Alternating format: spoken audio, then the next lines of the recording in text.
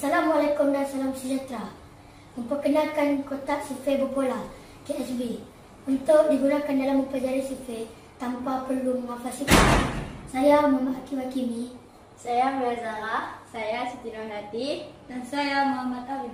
Kami murid tahun 6 SK Kuala Matu akan menerangkan asas penggunaan kotak sifir berpola dalam mempelajari sifir Arab. Kawan-kawan, mari kita lihat apa yang ada pada kad A. Nombor di setiap penjuru mewakili sifir yang akan kita bina.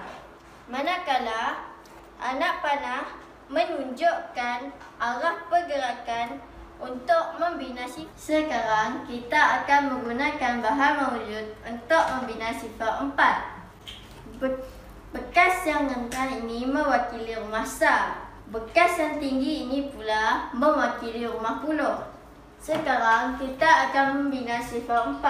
Yang pertama, kita masukkan bilangan guli dengan mengikut arah pergerakan anak panah, iaitu bawah ke atas. Kita masukkan guli ke dalam rumah besar terlebih dahulu. 4, 8,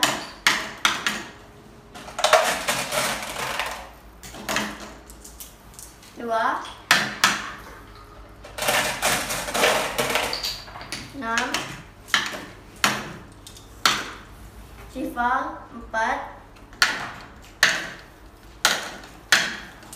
8,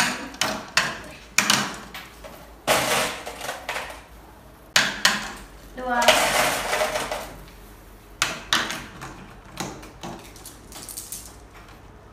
dan 6.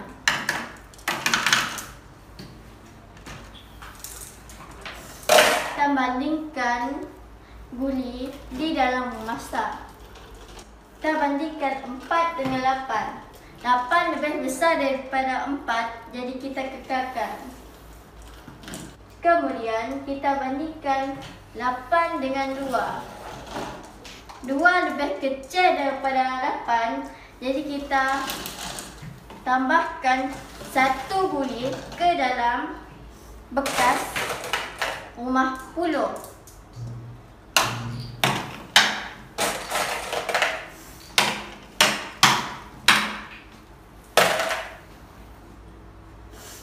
Seterusnya, kita bandingkan 2 dengan 6.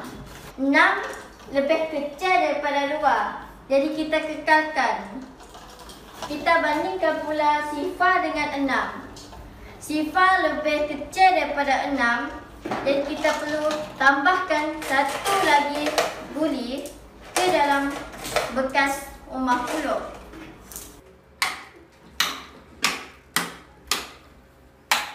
Kita bandingkan sifar dengan 4. 4 lebih besar daripada sifar, jadi kita kekalkan.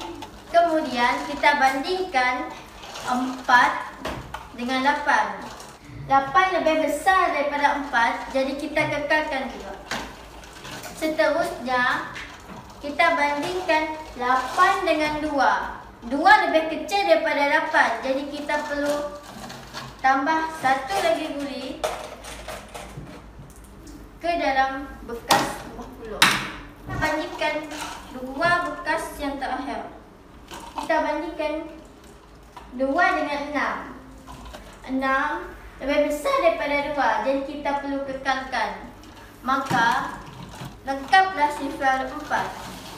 Sebagai contoh, 6 dengan 4. Jadi kita perlu cari bekas yang ke-6. Jawapannya ialah 24. Macam mana? Sebab bekas yang tinggi ini mewakili rumah puluh. Bekas yang rendah ini mewakili rumah besar. Jadi 20 tambah dengan 4, jadilah 24. Sekarang kita akan membina sifir 8. Caranya ialah kita akan mengikut anak panah, iaitu dari kiri ke kanan. Selepas itu kita hanya perlu menyalin mengikut anak panah.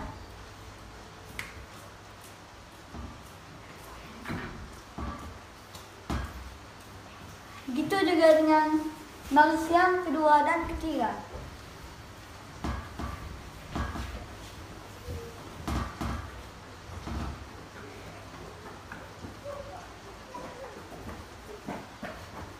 Kemudian, kita hanya perlu bandingkan nombor 8 dan 6. 8 dan 6 lebih kecil daripada 8.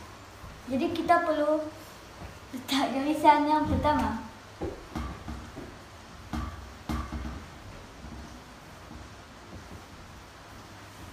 Kemudian, 6 dan kita bandingkan nombor 6 dan 4.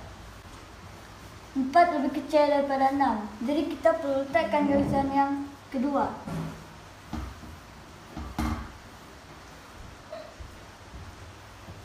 Sekarang kita akan bandingkan nombor 4 dan 2. 2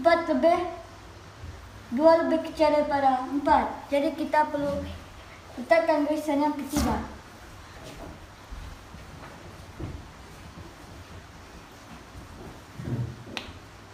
Sekarang kita akan bandingkan nombor 2 dan 0. 0 lebih kecil daripada 2. Jadi kita perlu letakkan garisan yang keempat.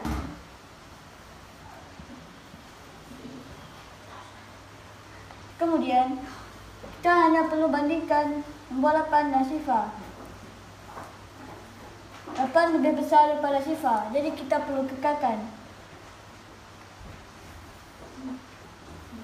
Seterusnya kita perlu bandingkan nombor 6 dan 8. 6 lebih kecil daripada 8. Jadi kita perlu letakkan garisan yang kelima.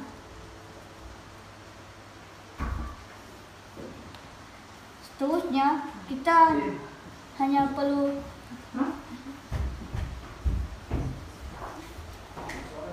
bandingkan nombor 6 dan 4. 4 lebih kecil daripada 6. Jadi kita perlu letakkan garisan yang ke-6.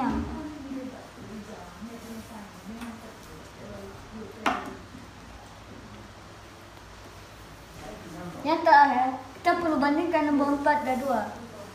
2 lebih kecil daripada 4. Jadi kita perlu letakkan garisan yang terakhir, yaitu garisan yang ke-7. Selepas itu, kita perlu letakkan nombor yang berada di bawah garisan. Contohnya nombor 1.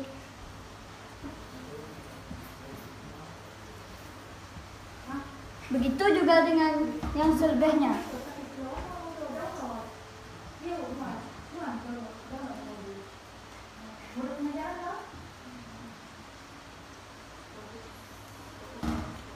Dah siap sifir 8. Setelah kita menguasai nombor dan arah pergerakan pada kad sifar, ganjil dan genap, maka kita boleh membina sifar dengan lebih cepat.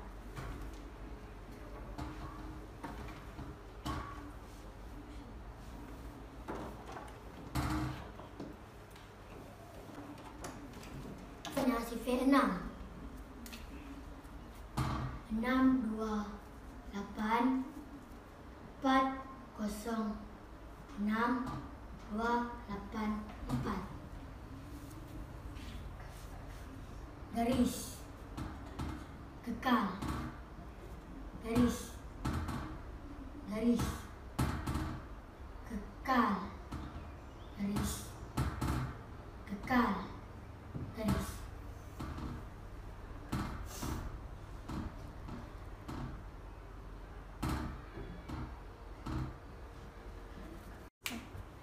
Siaplah sifir 6. Sekian, terima kasih.